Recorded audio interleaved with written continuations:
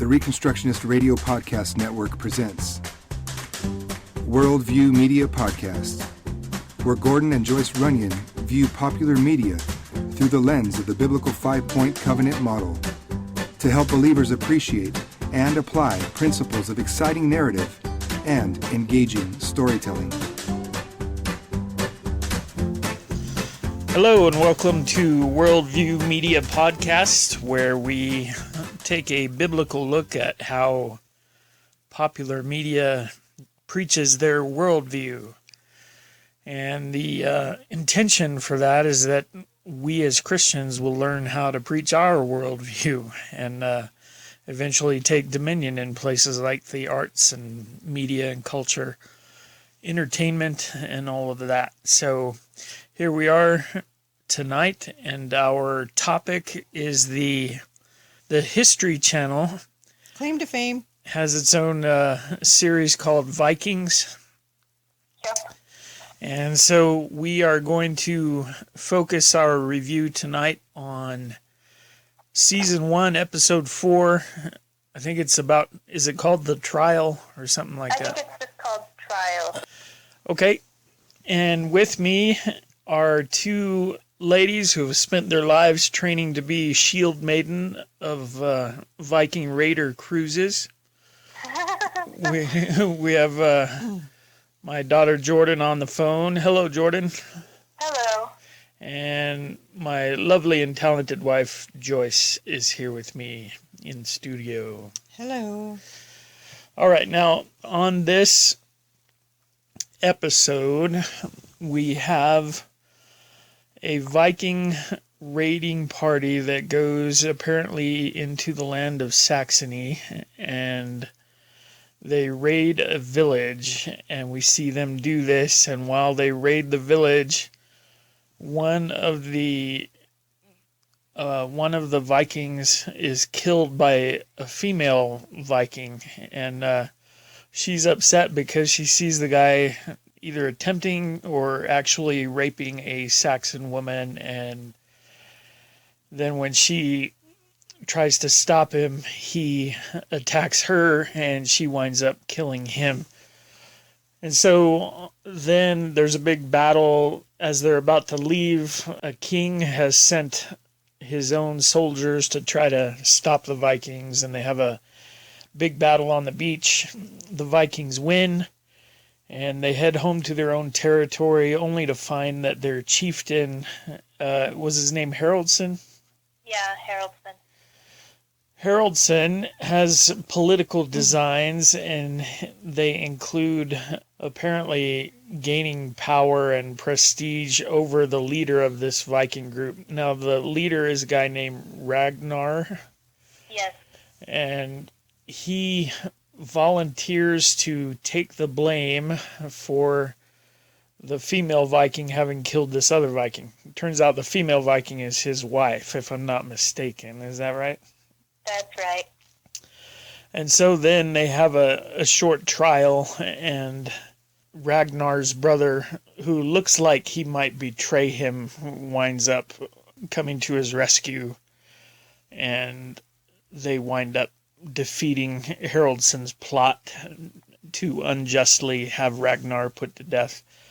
And so the story ends with us finding out that this chieftain, Haraldson, has apparently decided that if he can't get them politically, he'll just send people to try to kill them. And of course, Ragnar is now plotting his revenge at the end of the show, or figuring out his next move anyway. Right. Is that a fair summary of the episode? Yeah, I think so. All right. So it might be important to say that the guy that was killed, the Viking guy, was sent by Haraldson to be kind of his spy envoy during the Viking raid. Okay. Well, I'm not sure that was terribly clear during the episode. That probably came before. No, it was in there that he had placed him with his party, and wasn't it convenient that he died and nobody was there okay. Yeah, it was, the implication was there. All right. But very well done. Good job. Oh, good. Give you a high five. You like that summary? You did good. All right. Well, Mom, let me ask you first. What kind of overall impressions do you have? This is our first episode of us ever watching Vikings, right? Yes. So why don't you say what you thought? Well, of course, it was a lot of gore. Yeah. There's just a tad bit of violence going on with this. And the way this episode was set up, you don't really know who the characters are until you're like kind of far into it to know that this guy's Ragnar and this is the wife, or somehow they're together, and the other guy that got killed, you're like, well, okay, he's dead. And so hopping here in on this episode, you're not familiar with who anybody is. And then I think it's an important thing also that when they were raiding the village, he said, well, what day is this? Right. And they had to kind of think about it. Saturday, let's go kill him. And he was like, no, I think we'll wait a day. So he's got some inside information as to how this people works, because the next day's Sunday and it'll be a lot easier if we just hold on. And then even on the Sunday, he's like, okay, let's go do this. And he's like, no, wait. You have to wait till we know they're in church. Listen. I don't hear anything. And then he hears the bells and it's like, okay, now let's go. So, and then of course it cuts back also to his home with his two smaller children that they're in the care of some guy who winds up praying. He pulls out like a Bible and he's praying and saying, why am I here? Are you listening to me? Where have you gone, Lord? Yeah. And so there were some things I wasn't really expecting. Yeah. And so that was kind of nice and I think there were religious overtones through it. Of course, with the Vikings and Thor and their gods, and then this guy who's stuck with these Vikings, with these heathen, who has somehow managed to take a Bible of sorts and, is still holding on to his beliefs as well and trying to survive in that foreign place. Well, now, Jordan is our big Vikings fan, and so let me just say my overall impression, and then we'll let the expert jump in and say why the series is so good. I was kind of with you, Mom, in the sense that I felt like it was a long time watching this show before I figured out who I was supposed to be rooting for, because the Vikings, historically, they weren't good guys, and for a little while I didn't know who I was supposed to be sympathetic towards. I found myself being more sympathetic toward the people that the Vikings were raiding, and the other thing I was struck with was some historical anomalies along that line, I think. As far as I know, the real history of the Vikings is that they were just savages, and that's part of why they were so feared, is because, they took no prisoners. They were savages. But here you've got them being portrayed as basically men of honor, and, they didn't kill anybody unless they had to, generally speaking. And the one Viking who decided to rape on top of pillaging and plundering, well, he wound up, other Vikings were mad at him about that, and he wound up eventually being dead for it. You had the Viking break into the house where it was just an old man who was sick on his bed, and so the Viking feels sorry for him and gives him a drink of water and doesn't harm him at all. Of course, he does then steal his water pitcher and stuff. And his cup. And his cup, Here's his last drink. But I think that's probably some narrative license there, just to make sure that we can kind of be on their side a little bit, even as they're robbing and stealing and stuff. Well, I know what you're saying, but where's the Viking history books? Whoever writes the books always kind of puts a spin on what it happened and how things were thrown down. So, maybe the Vikings weren't all bad. Right, Jordan? Well, I mean, clearly they are pretty bad. But they're a fierce people. Yeah. From a harsh land. They're one of those groups of people that just are, like, they do have this whole warrior culture thing, but that's, from what I have found since being introduced to the show, and, then thinking, well, maybe I should, find out some more stuff, and, like, this is kind of cool and all this stuff. Well, like, a lot of these Vikings, this raiding thing was just sort of their day job, like, they weren't out there to be, like, evil. Like, they were just getting money and stuff, and so, like... We're just living. Yeah, they're just making a living. Like, you're a farmer during the summer, and then during the off-season, you go and you raid, and that's how you make money when you're not, when you can't farm and stuff. Yeah, and so no downtime. They're very industrious. Yeah. and I mean, I think that the show likes to advertise itself as trying to, like, set the record straight about, like, Viking culture and stuff, because people have these assumptions about who they were and how savage they are, and, like, some stuff does get really savage and all that, but, like, they were also human beings when they had families, and they had their own moral codes that they were serious about and all this stuff. Well, the writer guy who is very invested in, like, history, he's like a real historian and stuff before he became a screenwriter. His, like, that's sort of how he talks about the show, is that he's trying to, like, show Vikings from a point of view that isn't as like, ready to be judgmental about, like, them just being these savage warrior guys who just came to kill British people, Yeah. Well, I don't know. I'll have to keep watching, maybe. I don't. Well, I think I can agree with Jordan on that, because, like I said, with history, it's the people that write the books that get to say what happened. And I don't know if... And, like, obviously, if you're invaded by a bunch of Vikings, like, yeah, you're going to say, man, these guys are just the worst, and they're savages, yeah. And they don't have any codes that they live by, but they do, there's still a whole culture, and they're, like, they've got everything that a culture has, they have rules, and they have sets of ethics that they try to uphold, and they have things that are good and things that are bad and things they don't accept. And yeah. Well, and they have their own gods and, their own ways of dealing with things in that respect, too. So, yeah, I can see, they were fierce people, but you see that throughout, look at at Genghis Khan and the Mongols. I mean, they were fierce people, but they still had their ways that they got things done. Yeah, but I'm not sure any of that mitigates the fact that, looting and plundering and murdering is not good,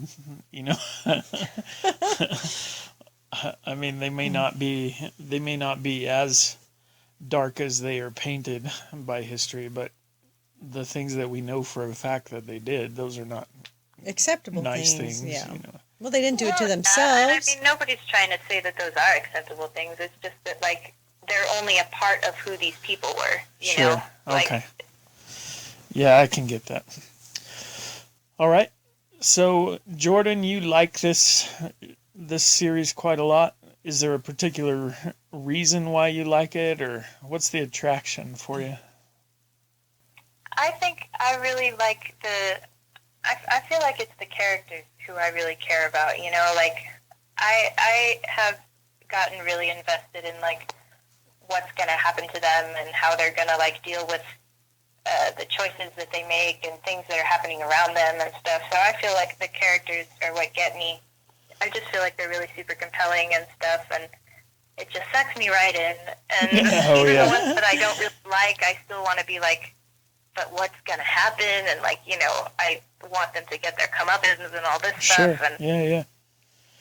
Well, that's kind of a big deal in terms of narrative and storytelling. There's a saying that goes around within Christianity nowadays that nobody cares what you know until they know how much you care, or something like that, and that there's something about our relationship with people that kind of buys us an opportunity to speak into their lives. And I kind of feel like when we're storytellers and we're writing narrative and we're trying to be exciting and make people care about what we're creating, I really think that work of characterization and making characters that are sympathetic and believable, even if they're not very nice, like you said, you're even invested in the bad guys. You want to make sure they get what's coming to them, and Right. and I just feel like for people writing stories and designing video games and stuff like that, you've got to find a way of communicating character, and the easiest thing in the world is to wind up making your villains these two-dimensional folks, and well, heroes too, and so the trick is to find a way to communicate humanity even in these fictional characters. So frankly, my theory is that that's the reason Harry Potter has been so successful. I don't buy into the modern evangelical thing that says, well, it's about magic, and so the reason it's successful is because there's some kind of spiritual forces behind it. Really, the truth is, when you read those books, it's about the characters. I think if J.K. Rowling had set those same characters, the same main three, Harry, Ron, and Hermione, if she had set them in just a British boarding school and misadventure and sure. and just had some kind of other mystery there that was completely non-magical, but they're the only ones that care about it and go about trying to solve it, I think it would have been just as popular. Oh yeah. Just because those characters are super fun and they're believable, and you very quickly begin to care what happens to them. And so I really think that's the underrated strength of the whole Harry Potter series, is the characterization that she did there. But we've gone a little bit far afield. We need to start using our our biblical covenant lens to talk about this episode of Vikings. The first point is transcendence. This is where we're talking about what power is above all other powers, and we ask questions like, does the show have its own theory of creation, or how are characters redeemed? Who's the ultimate lawgiver? And questions like that. And I think Mom kind of hit on, there's a theme of transcendence that's apparent in this episode, where you find the characters, there really is kind of a struggle between the new religion of Christianity coming into the land and the old Norse gods, and you kind of get a glimpse of the characters themselves wondering, is this set of gods real? Is this other god real? How do I know? And so really the struggle between those two belief systems is kind of a backdrop of at least this episode. I don't know if it's that way through the rest of the series or not. Well, and that shows up really kind of late in the episode, really. Yeah. I mean, just to look at it from the beginning, it looks like, well, whoever's the strongest is, it's the thing about power. Yeah. Whoever has the most power is the one who's going to do.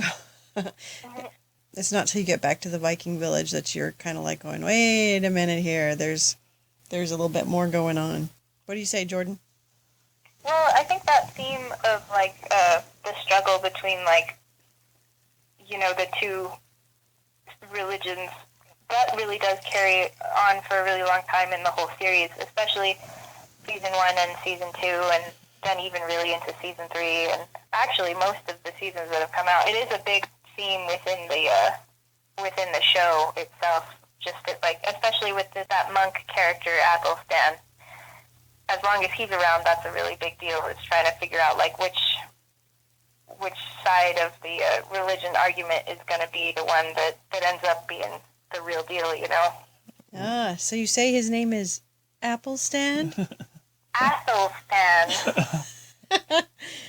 I see. I see. Good Saint Applestan. Athelstan. Yes, Athelstan. Oh, okay. Athelstan. Okay. We're going to cut all this out. You can't cut all of it out. All right. So that sounds interesting. It makes me wonder kind of how that discussion, how that struggle plays out. The next section of the covenant deals with, it's called hierarchy, and it deals with representation. If we recognize that there's this power struggle between the two belief systems, is there is there a character that mainly represents that struggle, or what do you think? In this episode, the only one that I have to judge this based on, you obviously have the Christian monk, whatever his name is, Athelstan. and he's kind of wavering in his faith, and he's doubting and stuff, but he kind of obviously is the representative of the new Christian religion. And then I'm not sure who represents the other side. Is it everybody else, or is it that kind of right at the end you had Haraldson consulting with a guy that was some kind of weird... Oh, yeah, that's the seer. The seer. The seer. Yeah. And he was kind of speaking for the gods. Yeah, he does have, because he's the one that gets, like, you know, these revelations and stuff about the future and all this stuff. But I also feel like, knowing the series more, that one of the other Viking guys, Floki, really represents this old Norse way of thinking, too. Like, he's the one out of all the Vikings who isn't a seer, who cares most about, like, the gods and, like, takes them the most seriously and all this stuff, too. Okay. All right. Well, in this episode, the one head guy, what's his name? Haraldson. Haraldson. You know, he seems to be the one that's kind of in charge and running things, but then it's later on that you see, well, he doesn't really think he is in charge. Right. So he's trying to consult someone who may have their thumb on the pulse of what's really going on. So, you know, I think he likes to have the illusion of that, I know what's going on, but he really doesn't. Yeah, he's got the title of chieftain or whatever of that clan, but he starts to realize that the actual leadership abilities and the charisma and the, you know, if you've got a guy like Ragnar that the Vikings are following because he's a proven leader, even though he doesn't have the title, suddenly he's a threat. Remind you of anyone? Right, he's a threat to the guy that does have the title. I see a lot of Saul and David in there. Oh, Saul and David? Yeah. I was just thinking about Jesus and the Sanhedrin and the Jewish establishment and all that. Yeah. Then the next section is ethics. And in this thing, we're trying to figure out who determines right and wrong, what's good or evil in this worldview.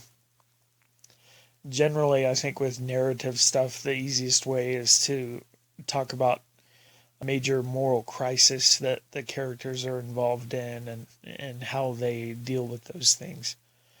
Did you see anything like that in this? Well, I thought it was interesting when the Viking woman walked into the house and saw what was going on and said, I don't think so. Yeah. You know, and he was like, why do you even care? This has nothing to do with you. And she was like, no, you're not going to do this. So, and just that she was there to begin with seemed a little bit unbelievable to me, that she'd be out on this type of raid. But that she stood her ground and said, I don't think so. And when he said, well, then it'll be you. And she said, you didn't hear me. I don't think so. And even when they were asking her, well, where's this guy? And, well, I killed him. Right. You know, so she was upfront. This is what was going on. This is what happened after that. So she was, realistically, if that had happened in real life, that would have taken quite a bit of courage for this. She weigh 120 pounds, and she's dealing with this 200-pound guy that's spent his whole life fighting and waging war, and she's going to stand up to him, and just because she thinks what he's doing is wrong, you know, that's kind of a big deal. Even when he's doing the wrong thing to their avowed enemies. And the moral crisis that I thought was interesting was Ragnar's brother, and how Haraldson kind of does his best impersonation of the devil and tries to seduce him with thoughts of power and money and prestige and a chance to get back for all the bad things your brother Ragnar has ever done to you. And because that's what a sibling will do. Right. They'll take advantage of you. They'll put you down. But then Ragnar's brother comes through, and I was I was a little bit surprised by that. Of course, I don't know any of these characters really, having not watched the series. It's surprising, though. What's that? It is pretty surprising. It's a surprising move for the character. Okay. But he says he's not doing it for the brother. He's doing it for the wife. That's true. Oh, does he secretly love her or what? In season 1, he does. Oh, okay. All right. Well, then maybe that makes a little bit of sense. So, okay, so he didn't really make that move out of a sense of honor then. Not just to do the right thing, but well, there was protecting. He was protecting her and whatever feelings he has toward her. But he could have just agreed and had the guy gone and then had him, she would have been available. Oh, yeah, I guess that's right. So he can't be all bad, even though he is a Viking. What other moral crisis did we have? The villain, Haraldson, like we said, he is kind of going through this issue of he feels like maybe power is slipping away from him. Well, I think you can't forget the monk, Athelstan. Oh, yeah. Okay. So he has kind of a crisis of faith. Yeah, he does, because he's like, why am I here? Where are you? He's seen their monastery. He's seen their he's seen their monastery destroyed and many of the Christians there murdered and kind of wondering where God is in the midst of all this. He's carted off with heathen and having to be a babysitter. Basically he's a slave in a pagan household now. Yeah. Yeah, so that's kind of interesting. I appreciate that storyline. Do you have anything else, Jordan? No, I think the big one for me was the one with Rollo, the brother. And you kind of touched on that, so. Okay, all right. And then we move on to sanctions, and the question is, if we have a system of ethics, then why should we follow that system? What are the consequences, either good or bad, involved with how we deal with our ethical decisions? And did we see anything like that? People in the show kind of getting what they deserve, or?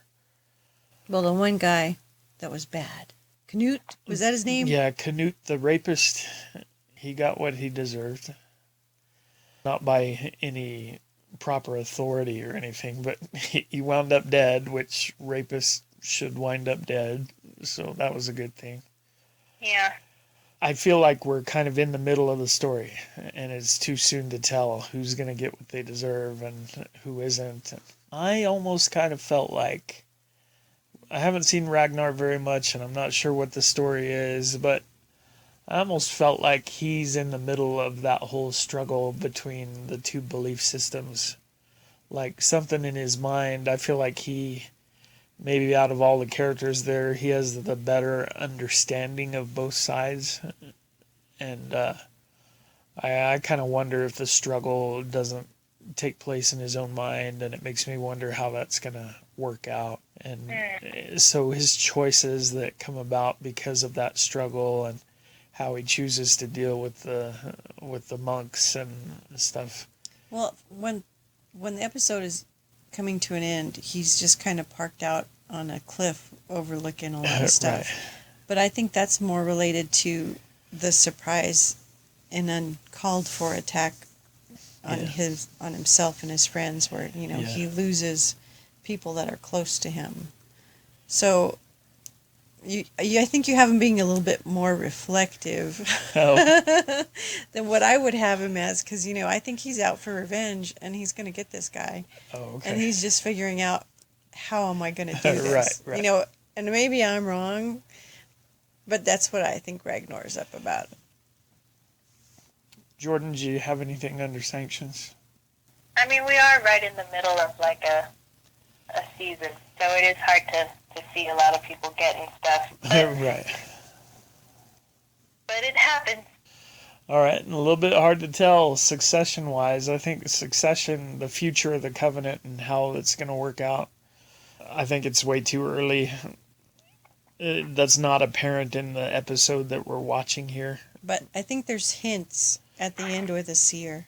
Yeah, there are where hints. He's talking about when the guy's saying, well, what's going to happen? Am I going to stay? Am I going to go? And it's not looking very positive. He's predicting doom for him. Yes. Yeah. Yeah, I think there was a hint of the succession thing, too, when it kind of becomes apparent at one point that Ragnar is obviously training up his kids in the Norse view of things, he's training up his children in the way he thinks they should go in terms of... Well, that's what they know. Serving Thor and all that. So it's apparent he's been doing that. That's kind of a succession issue. That's what we should be doing. Training up children. Just a moment, I'm going to give you an opportunity to advertise this show that you love and rope everybody into watching it. Okay. All right, so here we are. We're coming to the end of our program. And it's been nice to hear from some of our listeners on Facebook and stuff like that. And Mom and I are always joking. We're shocked anybody listens at all. And and then it's even more shocking when people take the time to contact us and say they appreciate what's going on. Just had a listener, I won't mention his name, but just had a listener who's in kind of a creative field in terms of his occupation.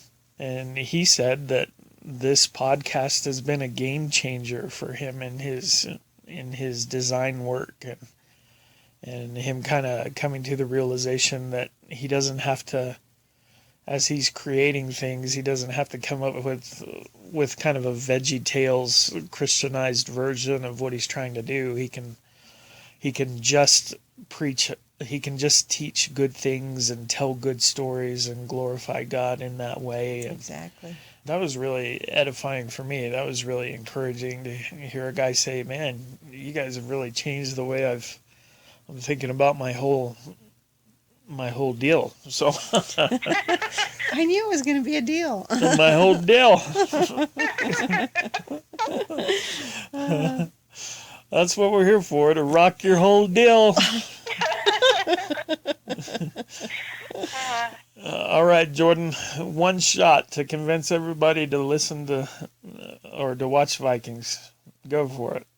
If you like compelling character arcs and really great costume design and are okay with a whole lot of gore, then this is the show for you.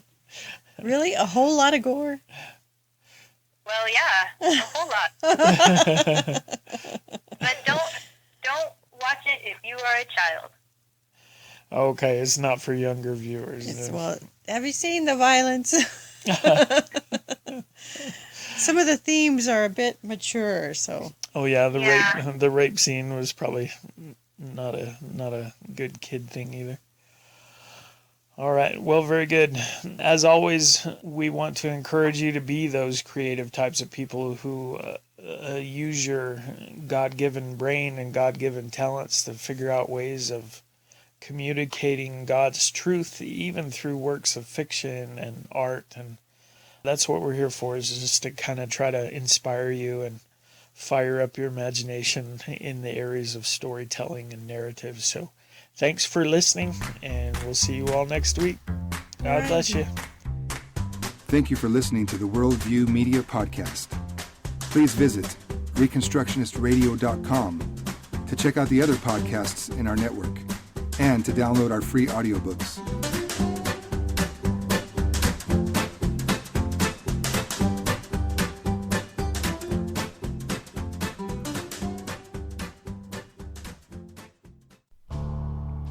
The Reconstructionist Radio Podcast Network brings to you a complete lineup of podcasts where you will hear practical and tactical theology. Our desire is not simply that you consume our shows, but that you also live out your faith in every area of life. We can talk all day long about these things, but if we fail to put them into practice, then we fail as ambassadors of Jesus Christ, our King. Subscribe now to your favorite Reconstructionist Radio Podcast Network shows, or you can subscribe to the Reconstructionist Radio Master Feed, where all of the content we produce, including the audiobooks and audio articles, will pop up as soon as they are available. And don't forget to visit reconstructionistradio.com to volunteer as a narrator or to partner with this ministry financially. May the Holy Spirit stir you into action for Christ and His kingdom